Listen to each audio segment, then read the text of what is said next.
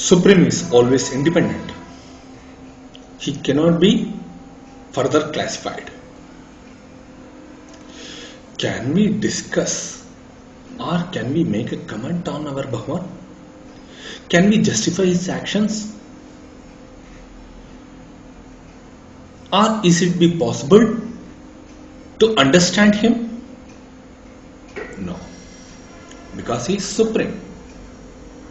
He cannot be classified. He cannot be classified because he is the ruler of his creations. Whereas the dependents, that is we, or his creation, can be further classified as positive and negative beings. Now, what is positive and negative beings? Two signs are always there. We know one is positive, one is negative, and one is neutral.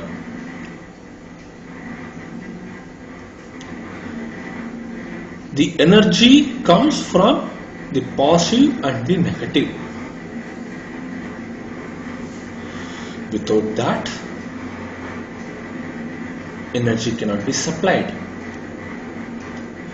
So, the positive signs are the Chetana. Chetana means what? Intellect. That is conscious souls.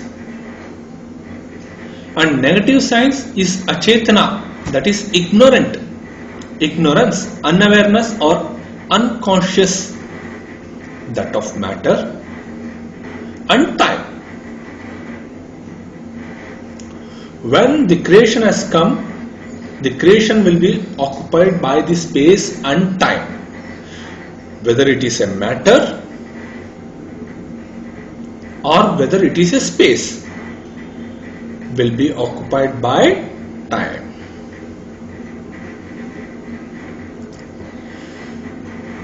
Unconscious entities are either eternal, like the Vedas. Vedas means, in other term, breath. The breath of the master. They are eternal. They are co-eternal. They are existing with that supreme, non-existent, as a part. So that supreme, formless, non-existent is always occupied by some space and time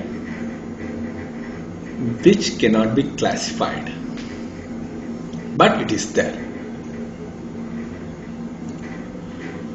So unconscious entities are either eternal like Vedas or eternal and non-eternal like Prakriti, time and space. Eternal and non-eternal Prakriti means what? Prakriti means creation. Whose creation? Supreme. Pra is supreme. Kriti, created or creation. So that supreme creation is eternal and non-eternal also.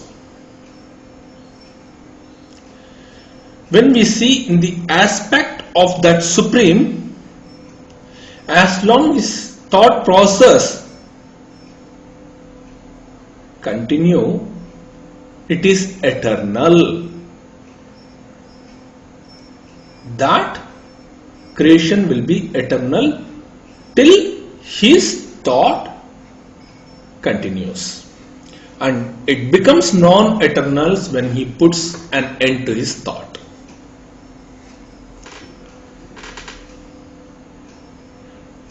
And secondly, the non-eternal like the products of Prakriti. What is products of Prakriti? Let us discuss that too also.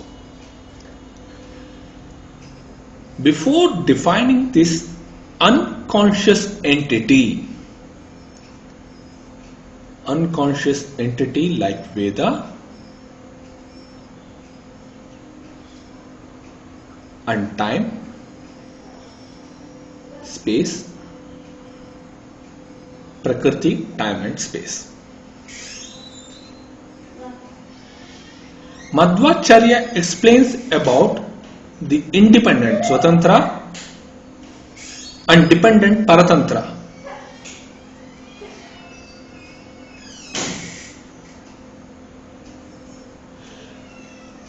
The independent Swatantra and Paratantra, which is Nitya Mukta. Nitya Mukta means what? Eternally free from samsara. Samsara means this life, worldly life, which is completely eternal. But it is unconscious entity. In this study, Swatantra is Vishnu, independent is God, that Supreme Master, our Bhagwan, who is intelligent and who is the governor of the world and who is eternal, Nitya Mukta, and his energy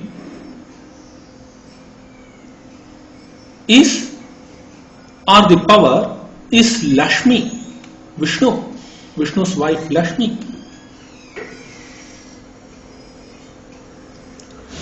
Vishnu can be realized through various group forms. That is Vyuhas, forms means Vyuhas, and Avataras, divine incarnations. Likewise, the foremost Paratantra is Lakshmi. Foremost dependent is what? Whom? That is Lakshmi, the energy or the power of that Vishnu,